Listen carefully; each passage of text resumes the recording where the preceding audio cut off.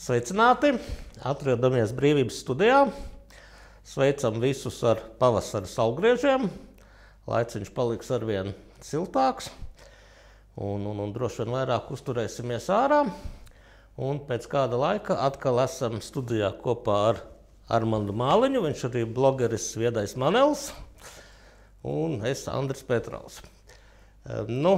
Tagad kā novērojams tas, ka ir tādas kā paralēlās pasaules, ja, ka daļa sabiedrības dzīvo tā kā vienā tēmā, vienā informatīvā telpā, un citi dzīvo pilnīgi citur. Ja, un mēs, man liekas, tagad arī esam tur aizgājuši jau tur kaut kādās provokācijās, sabiedrības līmenī, es domāju, nevis mēs te Brīvības studijā. Ja. Es biju arī tā diezgan izbrīnīts, ka vajag tā meklēt kaut kādu kašķu, kaut kādas provokācijas, un kas attiecās uz kaimiņu valstīm, jā, tajā konkrēti Purciemā, kur bija veikals Minska, jā, ilgus gadus desmitus, un tāds varbūt, ka padomju laikā viens no pirmajiem tādiem lieliem pārtikas veikaliem, kur tiešām bija tā ļoti forši tā visa apkalpošana un operatīvi un ātri, un tas jau bija arī tāds kā tāds, nezinu, simbols varbūt, un kas mums ir Juglai Tallina veikals, ja, tagad mēs varbūt cīnīsimies arī ar Tallinu, ar šitiem igauņiem, ja, ņemot arī vērā kaut kādus tur, nezinu, tur anekdotiskus gadījumus, ja, ka, piemēram, tur igaunis saka, ja līst lietus, tad viņš saka, ka šodien dieviņš ir latvietis, ja, vai ne, tā kā, varbūt Tallinu arī jājauc nost, ja. Un man jau arī ļoti nepatīk tas, ka, teiksim, tiek ieguldīti līdzekļi šajā te visā tādā kā, tajā, nezinu, tajā viss propagandā pret kaimiņu valstīm, kā tajā pat laikā, kā mums ir tās visas bedres uz ielām un nezinu kas, ja, bet mēs tagad gāžam nost uzrakstu Minska. Ar pavasari sācies tāds politiskais trakums, pavasara trakums, ja. Lūk, tas sakrīt arī ar Eiroparlamentu vēlēšanām, un tagad katrs grib parādīt, kāds viņš lielāks ir. Dzimtenes aizstāvis, vāvuļojot kaut ko. Tad, diemžēl, ne tikai vāvuļojot, ja mēs atgriežamies pie tās pašas Minskas noņemšanas, droši vien jau pamanījāt, ja, ka pēc uzvarekļa gāšanas un Puškina aizvākšanas beidzot ir ekonomika Latvijai uzlabojusies. Es domāju, pēc Minskas noņemšanas vienkārši zels un smaržos, ja. Nē, kādam arī zels un smaržos, vismaz tiem, kas nodarbojās ar visām tām demontāžām, ielu plāksnītes un tā tālāk, rebes būs, viss kārtībā, gešefts notiek. Taču šoreiz ne par to, svarīgākais ir kas cits, ko visi šie urā patrioti nesaprot vai izliekās nesaprotam. Var patikt, var nepatikt Lukašenko režīms. Viens ir skaidrs, ka neko sliktu Latvijai Baltkrievija nav izdarījusi. Tas ir neatkarīgi no tā, tur demokrātija, totalitārisms. Lūk, tur nerauj nost Latvijas karogus un neaizvieto viņus, teiksim, ar LPSR karogiem, kā šeit ņirgājās, teiksim, par Baltkrievijas valsts simbolu. Taču svarīgāk ir vēl kas cits.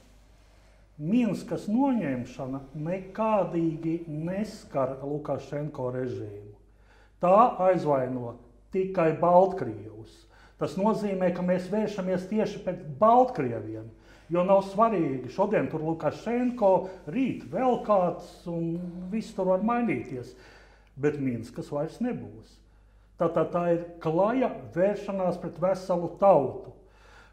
Te jau tas kļūst modē. Ja? Tagad ne tikai Krievi ir ienaidnieki, tagad arī Baltkrievi ir ienaidnieki. Mēs te ienaidniekus, protams, vairot. Ja? Diemžēl tāda ir tā situācija. Tāpēc es tomēr aicinātu visus, kam ir palicis vēl daudz maz veselā saprāta un cilvēcības. Ko te var darīt? Pagaidām, lai gan tas par to ir sen aizmirsts, pavasars ir klāt, Neaizmirstiet, ka parakstu vākšana par Saeimas atlaišanu vēl nav beigusies. Jūs to varat izdarīt. Nu, tas laikam jādara pilnīgi obligāti, vai ne, jo citu variantu jau nav, jo man te vēl ielāca prātā Baltkrievijas sakarā, un tagad arī aktuālā tēma ar visiem šiem te vilcieniem, kas mums plīst, vai ne, jo mums Rīgā ir iznīcināta Rīgas vagonu rūpnīca, kas apgādāja visu Padomju Savienību un vēl kaut kur tālāk droši vien ar vilcieniem. Un, kad jau ražošana vairs nenotika, notika vēl tādi remonta darbi, un Baltkrievijas, starp citu, sūtīja savus vagonus remontēt uz to, kas bija palicis pāri no Rīgas vagonu rūpnīcas. Ja, tā bija peļņa, ja, tā bija peļņa, tie bija nodokļi, tas bija apgrozījums jau skatu, ka ar kaimiņu valstīm jādzīvo draudzīgi. Vai ne? Nu, tas pats ir arī ar ielām, ja tagad, kad nebūs mums Maskavas iela, jau laikam ir Latgales iela, paskatījos Google mapā šodien, jā, mums jau tur ir ierakstīts jau Latgales iela, bet vēsturiski viņi, man liekas, bija īstu brīdi, tikai tur kaut kādus pāris gadus laikam, bet kur šeit ir atkal tā problēma viena, ja? Tā ir garākā iela Rīgā, ja nekļūdos 16 kilometri, un uz šīs ielas atrodas ja, neskaitāmi uzņēmumi, organizācijas un tā tālāk. Ja. Viņiem tagad ir jāpārtais visa dokumentācija, kaut vai tās pašas veidlapas, kaut kas vēl kaut kas. Ja. Tie ir milzīgi izdevumi, un es atceros, ka bija tas pretvalstiskais valodu referendums, ja, tad tieši pret to divvalodību iestājās Krievijas uzņēmēji, kam ir biznesa darbība Latvijā. Ja, jo viņi tad saprata, ka arī visa dokumentācija būs jātaisa divās valodās, ja, un ka tie būs milzīgi izdevumi. Ja. Un vai par to ir domāts vai nē, es tur stipri šaubos, vai arī tur jau ir arī viss sarunāts, ja, ka jau konkrētā poligrāfijas firma to darīs, ja, ka konkrētais reklāmas tur kantors vai kas tur visas tās ielu plākstītes pārtaisīs un vēl, ja, jo, nezinu, tiešām tagad, ja, kad cīnās tur visi pa savām algām, tur skolotāji, ja mēs salīdzinām Igaunijā un Latvijā kāds, ja, tad mums svarīgāk ir mainīt nosaukumus ielām, plākstītes tur un tā, pasaku zeme. Rīgas domniekiem arī vajag ēst, saprotiet. Ja? Un ja jau tur augšā cirkulē aploksnes, tad par domu pat negribās domāt. Tā kā, domāju, sen ir skaidrs, kas ko darīs, viss ir savā starpā sadalīts, tā bāliņi saprot politiku, ja? Katram savs kumosiņš, kas tur ar tautu, tas tev maz kādi interesē. Starp citu totalitārajā Baltkrievijā lielveikals Rīga joprojām turpina pastāvēt. Bet par tās naidošanas tikko notika tāds tiešām, manuprāt, šokējošs tāds gadījums. Tātad, kā mēs zinām, divas frakcijas, apvienotais saraksts un Nacionālā apvienība, Saeimā izvirzīja priekšlikumu pilnībā pārtraukt ekonomiskās attiecības ar Krieviju un Baltkrieviju.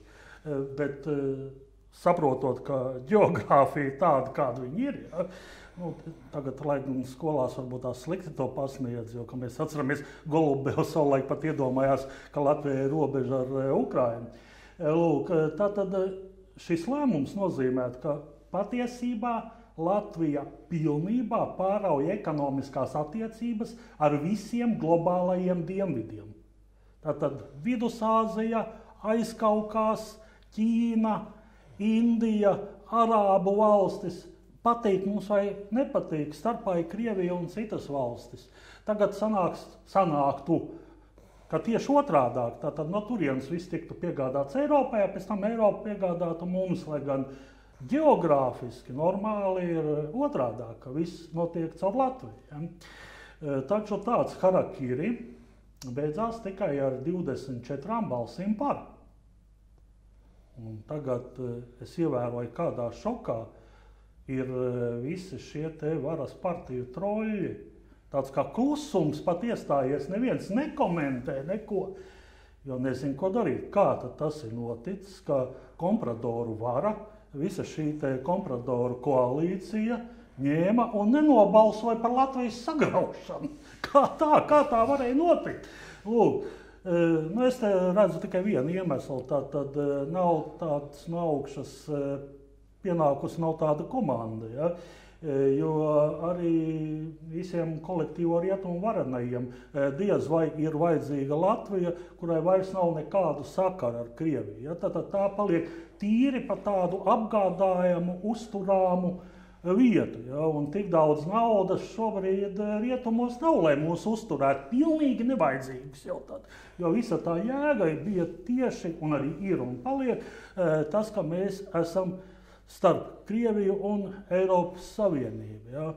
Lūk, te vēl ir vairākas tēmas. Viena no tām tēmām arī ir diezgan šobrīd muļķīgā par krievu valodas visu to aizliekšanu. Ja?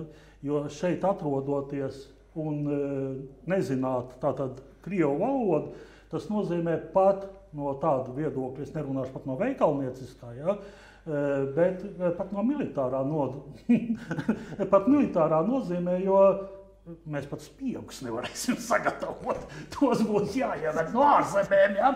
Lūk, tā kā notiek daudzas muļķības, un acīm redzot arī tie, kas šobrīd ir pie teikšanas, saprot, ka saimnieks tomēr visas muļķības nepieļaus. Es domāju, saimnieks toreiz peļķis. Ja? Jā, jo es tā sapratu, ka mums ostās ir arī likvidēts, laikam Rīgas ostā tas konteineru termināls. Un uz tā rēķina Lietuvā osta, vienīgā laikam ir Klaipēdas osta, ja, ir pārņēmusi to visu un savu apgrozījumu 23. gadā palielinājusi par 52% tikai uz šo te visu. Ja.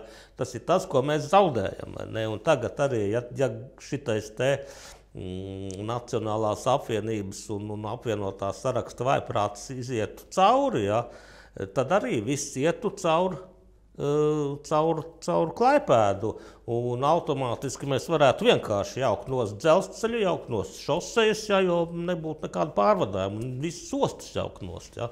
Jo tāds ir tas, vismaz lielās, ja, jo ir konkrēti ostas, kas strādā ar koku materiāliem, ja tur, nezinu, laikam salacgrīvu vēl kas. Un tā, un tas, es nezinu, vēl tas fenomens, ka, pieņemsim, Ukraina mierīgi laiž tranzītā to pašu Krievijas gāzi uz Eiropu un viss. Un tas arī tas fenomens ar tiem graudiem, ja, ka graudi, kādi viņi tur asiņainie, ka tur saka asiņainie graudi, ja, viņi jau sen piedara kaut kādai Amerikai, kas viņu ir nopirkusi tos graudus, aizved uz Eiropu, un tad tagad caur vairākām vairumtirdzniecības bāzēm, ja, par pilnīgi citu naudu, ja viņi atgriezīsies kaut kādu produktu veidā pie mums, vai ne?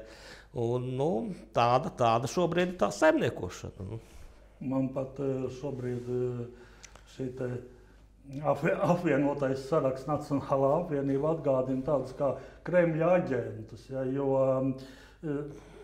Latvijai tātad pašizolējoties, sanāk, ka nostiprināsies arī Pēterburgas osta un Ziemeļu jūras ceļš. Ja, tātad patiesībā mēs atdodam tos trumpjus, kas Latvijai ir kaimiņzemē. Kāpēc? Un te vēl ir smieklīgi arī gan šajā nozīmē ekonomiskā, gan arī militārā, ja, ko visu mēs te domājam. Šobrīd tātad kamera ir pievērsta durvīm, kas ir mūsu robeža ar Krieviju. Un mēs tās durvis stiprinam, ritīgas eņģes, kārtīgi, slēdzene, lai nevarētu atmūķēt. Nē, tas viss nav, bet tā vismaz cenšās, lai izskatītos.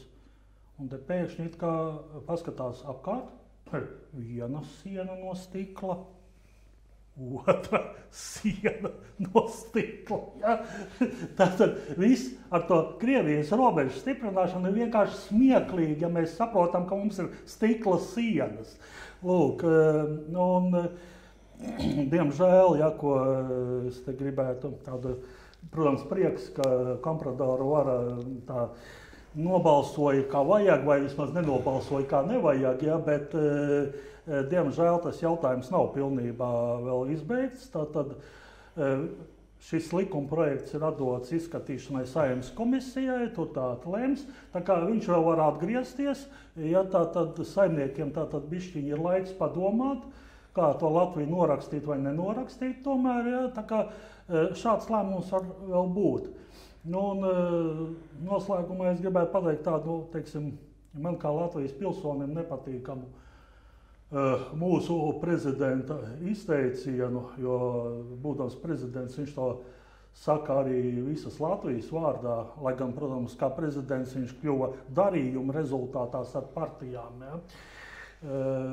Acīm redzot, salasījies kaut kādu vēsturisku literatūru, kur Romā viens senators beidza katru savu runu ar vārdiem Kartāga ir jāsagrauj. Rinkucis publiski Iksā nobeidza savu tātad komentāru ar vārdiem Krievija ir jāsagrauj. Nu, manuprāt, kā bijušajam vēl diplomātam, tas ir nepatīkami. Manuprāt, jebkurā citā tādā civilizētā sabiedrībā šādam cilvēkam no politikas būtu jāaiziet. Tas, protams, kādā citā sabiedrībā, bet nevis mūsu brīnumzemē. Paldies par uzmanību. Visiem jauku pavasari. Brīvības studija. Mūs var atrast YouTube Brīvvalsts kanālā, Facebookā un Telegramā Brīvības studija. Paldies!